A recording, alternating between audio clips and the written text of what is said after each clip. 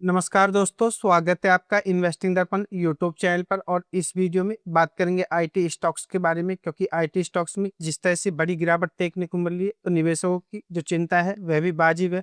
और निवेशकों के मन में भी यह सवाल होगा कि आखिर इन स्टॉक्स में क्या किया जाए।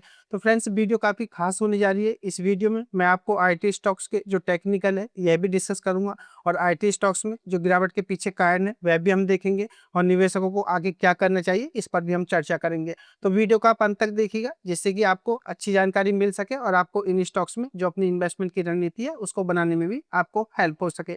बात करें टीसीएस की, तो यह टीसीएस का मैंने मंथली चार्ट लगा रखा है, और आप देखिएगा अगर हम बात करें दिसंबर 2025 में, तो यह स्टॉक 4590 रुपए के आसपास हमें देखने को मिलता था, और आज स्टॉक को देखें तो यह लगभग हमें 2093 रुपए पर देखने को मिल रहा है, और यह स्टॉक 2090 के लेवल से भी नीचे जाता हुआ देखने को मिला था। बात करें स्टॉक की, तो स्टॉक में यह एक बड़ी गिरावट देखने को मिल रही है। अगर मैं आपको इस गिरावट को बताऊं तो यह गिरावट लगभग 60% से ज़्यादा तक की हमें होती हुई देखने को मिल रही है। बात करें टीसीएस स्टॉक की, तो आज से पहले इस स्टॉक में इतनी बड़ी गिरावट हमें 2008 में देखने को मिली थी, जब मंदी का दौर था, और 2009 में यह स्टॉक यहाँ पर हमें देखने को मिला था, और यह स्टॉक यहाँ से लगभग 70% की गिरावट में देखने को मिला था। तो बात करें टीसीएस स्टॉक की, तो यह 2008 या 9 के बाद एक बड़ी मंदी में हमें देखने को मिल रहा है, या कहा जाए तो स्टॉक हमें फिर से अपने इतिहास के जो बड़ी गिरावट है उसके करीब पहुंचता हुआ देखने को मिल रहा है। तो फ्रेंड्स, बात करें टीसीएस की, तो स्टॉक इस समय टेक्निकली अगर हम बात करें तो वीक नजर आ रहा है। अगर हम मंथली चार्ट पर भी देखें, और स्टॉक में पीछे हमें दो ये सपोर्ट देखने को मिलते हैं, अगर स्टॉक इनसे नीचे आता है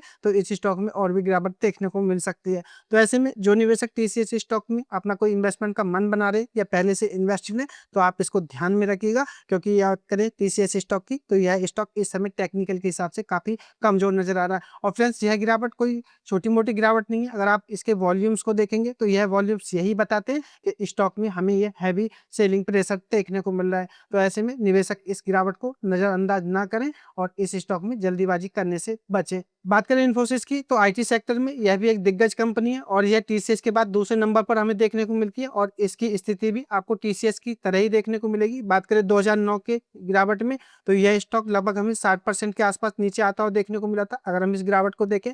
और लेकिन अगर हम बात करें इस स्टॉक में, तो अब भी यह लगभग 50% से ज़्यादा नीचे हमें आता हुआ देखने को मिल रहा है। तो फ्रेंड्स, बात करें टीसीएस की और इन्फोसिस की, तो यह दोनों आईटी सेक्टर की बड़ी कंपनी है, और इन दोनों में हमें गिरावट बड़ी देखने को मिल रही है। और बात करें टीसीएस की, तो टीसीएस जहां हमें 200 जो इसका मंथली एवरेज है इसके टकराता हुआ देखने को मिल रहा है, या इसको टच कर चुका है। वहीं बात करें इन्फोसिस की, तो इन्फोसिस अभी हमें इससे ऊपर देखने को मिल रहा है। तो हो सकता है 200 मंथ के जो मूविंग एवरेज है इसके करीब जाता हुआ देखने को मिले, और यह स्टॉक 900 आपको 37 रुपए के आसपास तक भी जाता हुआ देखने को मिले। तो वैसे ऐसे में बात करें टीसीएस और इन्फोसिस की, तो दोनों ही स्टॉक्स की हमें स्थिति एक तरह से देखने को मिल रही है। अगर हम चार्ट के हिसाब से देखें, बात करें इन्फोसिस की, तो इन्फोसिस स्टॉक भी हमें टेक्निकली काफी कमजोर नजर आ रहा है। तो ऐसे में जो निवेशक इन्फोसिस स्टॉक में पहले से इन्वेस्टेड है, या अपना कोई इस गिरावट को देख करके इन्वेस्टमेंट का मन बना रहे, तो वह इस बात को ध्यान में रखें, टेक्निकली यह स्टॉक काफी कमजोर नजर आ रहे हैं। और जिस तरह से जो ग्लोबल सेंटीमेंट हमें देखने को मिल रहे हैं आईटी सेक्टर को लेकर के, उससे यह नहीं कहा जा सकता कि इन स्टॉक्स में जल्दी कोई रिकवरी देखने को मिलेगी। बात करें वॉल्यूम के हिसाब से, तो वॉल्यूम भी इनमें काफी हमें बड़े बड़े बार्स देखने को मिल रहे हैं, या कहा जाए तो यह गिरावट, या बात करें गिरावट की इंसेंटिव की, तो यह काफी तेज या हमें ज्यादा देखने को मिली है। तो आशा करता हूँ अब आपको पता चल गया होगा। टीसीएस और इन्फोसिस के मैंने टेक्निकल चार्ट आपको दिखाई, और इनके मंथली चार्ट आपको दिखाएं। और फ्रेंड्स, ये मंथली चार्ट है, और मंथली चार्ट पर इस तरह की गिरावट कोई कम गिरावट नहीं मानी जाती है। तो ऐसे में जो निवेशक इन्फोसिस या टीसीएस स्टॉक में अपना इस गिरावट को देख करके इन्वेस्टमेंट का मन बना रहे, तो थोड़ा वह संभल करके काम करे, और अभी जल्दीबाजी में कोई भी कदम उठाने से बचे। फ्रेंड्स, आपको मैं यह भी बताना चाहूंगा कि इनमें गिरावट के पीछे क्या कारण है, और अब तक अगर हम बात करें दिसंबर 2025 से जो एक गिरावट हुई है, निवेशकों को कितना नुकसान इन स्टॉक्स में देखने को मिला है, वह उस पर भी हम चर्चा करेंगे। उससे पहले आपसे रिक्वेस्ट है, अगर आपको वीडियो अच्छी लग रही हो तो वीडियो को लाइक जरूर कर दें, और अगर आपने भी इन्फोसिस या टीसीएस स्टॉक में इन्वेस्टमेंट कर रखा है, या इस गिरावट को देख करके इन्वेस्टमेंट का मन बना रहे हैं, तो आप अपना कमेंट करके जरूर बताएं। अब बात करें आगे आईटी सेक्टर को लेकर के, तो आर्टिकल के माध्यम से मैं आपको और जानकारी देना चाहूंगा। अगर हम देखें तो भारतीय शेयर बाजारों में जो आईटी सेक्टर है, इसके निवेशकों के लिए जो साल 2026 है, यह अब तक का काफी मुश्किल साबित हुआ है, जैसा कि मैं आपको इसके चार्ट पर दिखा चुका हूँ। अगर हम बात करें दिसंबर 2025 से, तो यह 2026 चल रहा है, और इसमें टीसीएस स्टॉक हमें 60% के आसपास नीचे आता हुआ देखने को मिला है।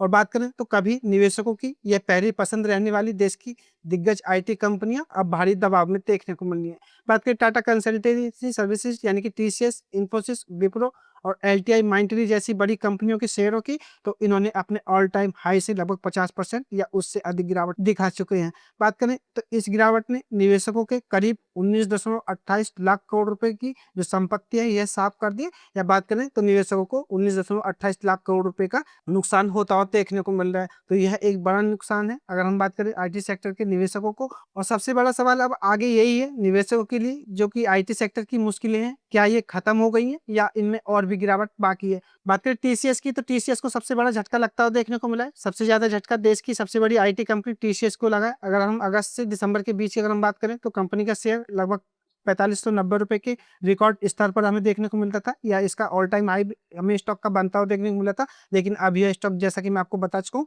गिर करके हमें 2090 रुपए पर आता हुआ देखने को मिला है और 2033 रुपए तक के लो के आसपास तक ये जाता हुआ देखने को मिला है। अगर हम इस शेयर में देखें तो लगभग 56% या 60% के आसपास तक की गिरावट दर्ज की गई है। इस दौरान कंपनी का जो मार्केट कैप है लगभग 16.47 लाख करोड़ रुपए से घट करके 7.35 लाख करोड़ रुपए रह गया है। तो फ्रेंड्स, आप इसके मार्केट कैप को देख करके अंदाजा लगा सकते हैं, यह हमें आधे से भी ज्यादा नीचे आता हुआ देखने को मिल रहा है, जो कि कहा जा सकता है कि निवेशकों के लिए एक बड़ी चिंता वाली खबर हो सकती है, जिससे कि अकेले टीसीएस ने ही निवेशकों के 9 लाख करोड़ रुपए से ज्यादा डुबो दिए हैं। तो यह भी आपको पता होना चाहिए। इन्फोसिस, विप्रो के बारे में बताना चाहूंगा तो आपको पता चल पाएगा कि आखिर इन स्टॉक्स की स्थिति हमें किस तरह से देखने को मिली है। दूसरी ओर इन्फोसिस का शेयर भी दिसंबर 2024 में जो इसका अपना रिकॉर्ड हाई था 2006 रुपए, इससे गिर करके 1006 रुपए पर आ गया है। तो फ्रेंड्स, कहा जा सकता है तो इसमें भी 50% तक की गिरावट हमें इसके हाई से देखने को मिल रही है। यानी कि अगर हम बात करें विप्रो का शेयर भी, तो अपने उच्च स्तर से लगभग 54% तक टूट चुका है। जबकि बात करें एलटीआई माइंडट्री की, तो इसमें भी 53% से ज्यादा तक की गिरावट दर्ज की गई है। और इसके अलावा एचसीएल टेक को आप देखेंगे, एम्फेसिस को देखेंगे, परसिस्टेंट सिस्टम को देखेंगे और टेक महिंद्रा को देखेंगे, तो अन्य आईटी सेक्टरों में भी लगातार दबाव में कारोबार हमें करते हुए देखने को मिले। तो फ्रेंड्स, बात करें टीसीएस, इन्फोसिस की या विप्रो की, तो ऐसा नहीं है कि गिरावट इनमें ही देखने को मिली है, और आईटी स्टॉक्स पर भी इस गिरावट का असर देखने को मिला है। अब बात कर लेते हैं गिरावट के पीछे कारणों की, तो मैं आपको कुछ कारण बताना चाहूंगा इस आर्टिकल के माध्यम से, तो आपको पता चल पाएगा कि आखिर आईटी सेक्टर में गिरावट के पीछे क्या कारण देखने को मिल रहे हैं। तो अमेरिका और कनाडा जैसे जो देश हैं, इनमें भी हमें जो आर्थिक सुस्ती यानी कि हमें मंदी देखने को मिल रही है। और एक्सपर्ट का मानना है कि इस गिरावट के पीछे केवल एक कारण नहीं है, बल्कि कई बड़े बदलाव जिम्मेदार हैं। सबसे पहला कारण तो यही है कि अमेरिका और कनाडा जैसे देशों में आर्थिक सुस्ती है, और जहां से भारतीय आईटी कंपनियों को सबसे ज्यादा कारोबार मिलता है। ऊंची ब्याज दरों और महंगाई के कारण विदेशी कंपनियां अपने आईटी खर्च में कटौती कर रही हैं। इससे नए प्रोजेक्ट मिलने की जो रफ्तार है यह भी धीमी हो रही है, और कंपनियों की कमाई पर भी यह असर पड़ रहा है। तो प्लस पहला कारण हमें यह देखने को मिल रहा है।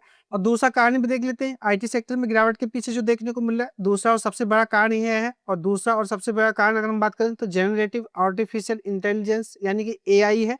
चैट जीटीपी और अन्य एआई टूल्स के आने के बाद जो software development, coding, customer support और बैंक ऑफिस जैसे अब बड़े बड़े काम भी अब कम लोगों से पूरे किए जा रहे हैं। यानी कि एआई के आने के बाद जो मैन पावर है वह हमें कम होती हुई देखने को मिल रही है। और पहले जहां कंपनियों को हजारों इंजीनियरों की जरूरत होती थी, अब वह एआई कई कामों को मिनटों में कर रहा है। इससे भारतीय आईटी कंपनियों का जो रेगुलर लेवल ओवरटेक मॉडल है यह चुनौतियों में आ गया है। और फ्रेंड्स, बात करें तो दूसरा सबसे बड़ा कारण यह हमें देखने को मिल रहा है कि एआई के आने से के बाद जो आईटी सेक्टर की कंपनियां हैं इनके काम पर काफी असर पड़ा है। जिस तरह से बैंक और ऑफिस के काम या आईटी सॉफ्टवेयर डेवलपमेंट के काम करती थी कंपनियां, अब इनकी जरूरत काफी कम हो गई है, और एआई इनकी जगह लेता और नजर आ रहा है। तो फ्रेंड्स, ऐसे में यह दूसरा बड़ा कारण हमें आईटी स्टॉक्स में गिरावट के पीछे देखने को मिलता है। बात करें आगे, तो यह दबाव ऐसा नहीं है कि अभी देखने को मिल रहा है। आने वाले अगर 12 से 24 महीनों तक अगर हम देखें तो यह दबाव जारी रह सकता है। यानी ये आने वाले 1 से 2 वर्ष हमें आईटी सेक्टर के और भी बुरे या ऐसे ही देखने को मिल सकते हैं। निवेशकों को इस पर जरूर ध्यान देना चाहिए। एनालिस्ट की अगर हम बात करें तो इनका कहना है कि आने वाले 1 से 2 वर्ष की अगर हम बात करें तो आईटी कंपनियों की जो आय और मुनाफे पर दबाव बना रह सकता है। और फ्रेंड्स, यही कारण हमें देखने को मिल रहा है। बाजार से जो जानकारी देखने को मिल रही है, ये जो बाजार के जो जानकार हैं उनका यही मानना है कि इनके मुनाफे पर आगे दबाव बना रह सकता है, और जिसी के चलते इन स्टॉक्स में कोई रिकवरी देखने को नहीं मिल रही। और कुछ एक्सपर्ट का मानना है कि कंपनियां भविष्य में भी अपना मुनाफा कमाती रहेंगी, लेकिन उनके शेयरों का जो वैल्यूएशन है पहले जैसा ऊंचा शायद ना रहे। तो फ्रेंड्स, ऐसा नहीं है कि स्थिति बदल जाएगी। जैसा कि हमने देखा 2008 की मंदी के बाद यह स्टॉक फिर से रिकवरी करते हुए देखने को मिले थे। तो फ्रेंड्स, अगर आप बाजार में नए हैं या बाजार में आए हुए आपको थोड़ा समय हुआ है, तो आप एक बात को हमेशा ध्यान रखिएगा और गांठ बांध लीजिएगा।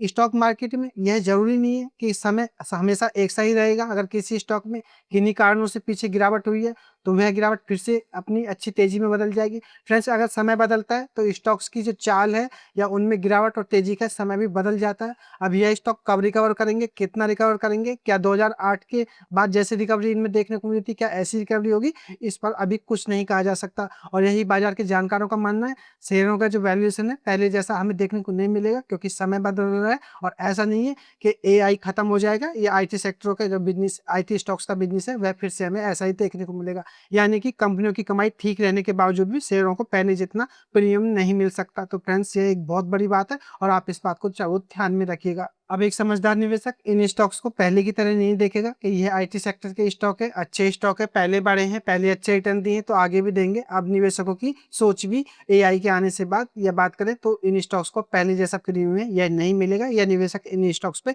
अब इतना भरोसा नहीं जताएंगे जितना पहले जताते थे। और यही कारण है कि इन स्टॉक्स में बड़ी गिरावट के बाद भी कोई भी शॉर्ट टर्म में भी हमें अच्छी खासी रिकवरी देखने को नहीं मिल रही है, जो कि एक चिंता वाली बात हो सकती है।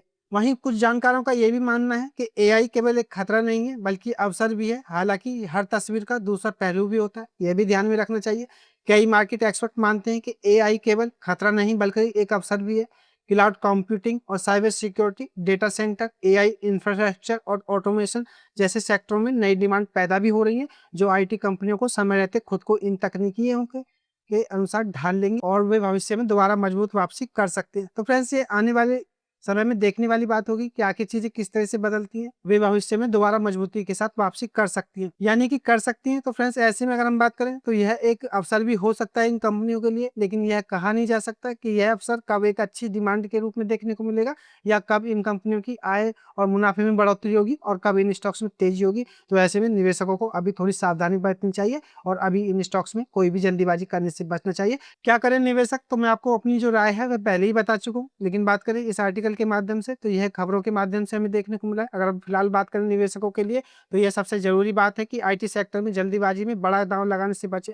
तो फ्रेंड्स, बात करें इस खबर के माध्यम से तो इस खबर के माध्यम से भी यही देखने को मिल रहा है जो मैं आपको बताया था। आप इस गिरावट को देख करके कोई आप लालच में ना आए कि स्टॉक सस्ते मिल रहे हैं खरीद लें, आपको इन स्टॉक्स में और भी गिरावट देखने को मिल सकती है। अगर किसी का निवेश लंबी अवधि का है तो मजबूत कंपनियों पर नजर बनाए रखना सही समझदारी हो सकती है। लेकिन यह भी सच है कि सेक्टर में अस्थिरता अभी भी कुछ समय तक बनी रह सकती है। ऐसे में सोच समझकर और जोखिम का आकलन करना ही निवेशकों के लिए बेहतर होगा। तो फ्रेंड्स, ऐसे में अगर आप इन स्टॉक्स में पहले से इन्वेस्टेड है, अगर आपको नुकसान हो रहा है तो मैं यही बताना चाहूंगा आप इन स्टॉक्स में एवरेज करने से बचे। जो आपको नुकसान हो रहा है या आपका जितना इन्वेस्टमेंट है आप उसको ही अपने कंटिन्यू करें और आईटी स्टॉक से अभी दूरी बना करके रखें। आप इस गिरावट को देख करके इन स्टॉक्स में एवरेज करने से बचें, क्योंकि अगर आप इन स्टॉक्स में इस गिरावट में एवरेज करते हैं और यह स्टॉक और नीचे आते हैं तो आपका पहला नुकसान और अब फिर आगे नुकसान एक बड़ा नुकसान हो जाएगा।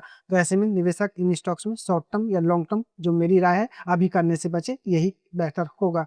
आशा करता हूँ अब आपको आईटी स्टॉक्स में जो गिरावट है, गिरावट के पीछे जो कारण है और स्टॉक्स में कितनी गिरावट हो गई है और गिरावट किस तरह से देखने को मिल रही है, इसके बारे में अच्छी तरह से पता चल गया होगा। और आपको वीडियो कैसी लगी आप भी जरूर कमेंट करके बताएं। वीडियो अच्छी लगी हो तो वीडियो को लाइक करना ना भूलें और चैनल पर नए हैं तो चैनल को भी सब्सक्राइब करना। मार्केट अपडेट और स्टॉक से जुड़ी हुई खबरें लाता ही रहता हूँ। मैं मिलूंगा आपसे नई वीडियो में, तब तक के लिए नमस्कार।